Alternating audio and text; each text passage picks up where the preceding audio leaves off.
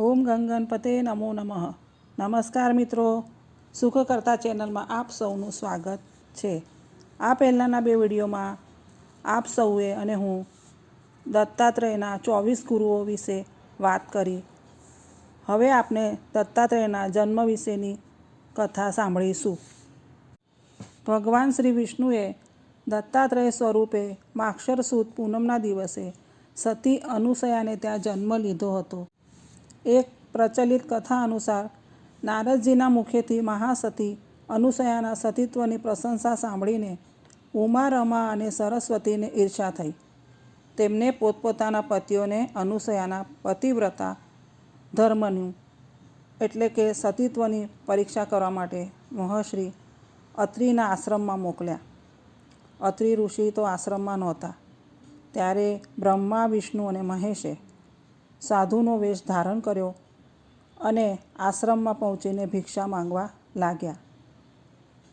હવે મા અનુસયા અતિથિ સત્કારની પરંપરામાં માનતા હતા. તેમને ત્રણેય સાધુઓનું સ્વાગત કરીને તેમને ભોજન માટે નિમંત્રણ આપ્યું. પરંતુ સાધુ વેશધારી ત્રિમૂર્તિઓએ કહ્યું, હે સાધ્વી, હે અનુસયા, અમારો એક નિયમ છે. તમે નિર્વસ્ત્ર થઈને ભોજન પીરસશો તો જ અમે ભોજન કરીશું. માતા અનુસયા તો સતી હતા. તેમને તેમના સતીત્વના અમોઘ શક્તિથી સાધુ વેશધારી ત્રિદેવ એટલે કે બ્રહ્મા, વિષ્ણુ અને મહેશને નવજાત બાળક બનાવી દીધા અને વાત્સલ્ય ભાવે દૂધ ભાત ખવડાવ્યા અને પોતાના ખોળામાં સુવડાવી દીધા. ત્રણેય બાળકો ગાઢ નિંદ્રામાં સૂઈ ગયા. ત્યારબાદ અનુસયાજીએ ત્રણેય બાળકોને પારનામાં સુવડાવી દીધા. ત્રણેય દેવીઓ પોતાના પતિને ગયા ઘણો સમય વીતવા છતાં પરત ન ફરતા તેમને શોધવા માટે મહર્ષિ અત્રિના આશ્રમે પહોંચી. તેમને અનુસયાજીને પોતાના પતિને પરત સોંપવા માટે જણાવ્યું.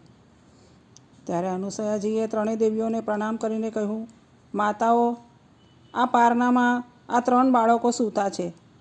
તેમાં તમારા પતિ હોય તેમને ઓળખીને તમે લઈ જઈ શકો છો.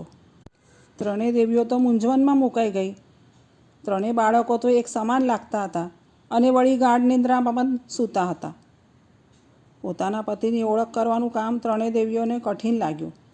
આખરે ત્રણેય દેવીઓએ ક્ષમા યાચના અને પ્રાર્થના કરી.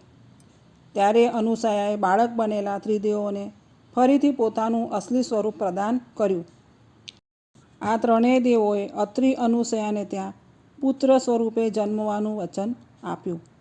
બ્રહ્માજીના અંશમાંથી રજોગુણ પ્રધાન સોમ, વિષ્ણુના અંશમાંથી સત્વગુણ પ્રધાન દત્ત અને શંકરના અંશમાંથી તમોગુણ પ્રધાન દુર્વાસાના રૂપમાં માતા અનુસયાના પુત્ર બનીને અવતાર ધારણ કર્યો. અત્રિ મુનિના પુત્ર હોવાને કારણે આત્રેય અને દત્તના સંયોગથી દત્તાત્રેય નામકરણ થયું. મિત્રો, હવે આપણે જાણીશું દત્તાત્રેયનું સ્વરૂપ કેવું છે તે વિશે. દત્તાત્રેય 3 મુખવાળા એટલે કે ત્રિમુખ, ષડભુજ, ભસ્મભૂષિત અંગવાળા, 3 મસ્તક પર જટા તથા ગળામાં રુદ્રાક્ષની માળા ધારણ કરે છે. ત્રિમૂર્તિ સ્વરૂપમાં તેમના નીચેના, મધ્ય તથા ઉપરના બંને હાથમાં બ્રહ્મા, મહેશ તથા વિષ્ણુ છે. અહમ બ્રહ્માસ્મિના પ્રતીક નીચેના જમણા હાથમાં અક્ષરમાળા એટલે કે જપમાળા તથા પ્રજ્ઞાનંદ બ્રહ્મના પ્રતીક નીચેના ડાબા હાથમાં કમંડળ છે. તત્વમસીના પ્રતીક મધ્ય જમણા હાથમાં ડમરું અને ડાબા હાથમાં ત્રિશૂળ છે. ઓમ બ્રહ્મના પ્રતીક ઉપરના જમણા હાથમાં શંખ તથા ડાબા હાથમાં ચક્ર છે. ગાય સ્વરૂપ વેદ માતા ગાયત્રી પાસે અને ગાયત્રી સાધનાથી પ્રાપ્ત પુરુષાર્થ, ચતુષ્ટય, ધર્મ, અર્થ, કામ અને મોક્ષ 4 શ્વાન સ્વરૂપે તેમના ચરણો પાસે વિદ્યામાન છે.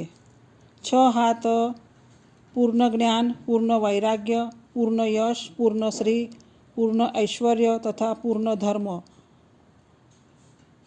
2 પગ પ્રેય અને શ્રેયના પ્રતીક છે. આ છે આપણા દત્તાત્રેયનું સ્વરૂપ. તો મિત્રો, આજે આપણે આ વિડીયોમાં દત્તાત્રેયના જન્મની કથા અને દત્તાત્રેયનું સ્વરૂપ કેવું છે એ વિશે વાત કરી.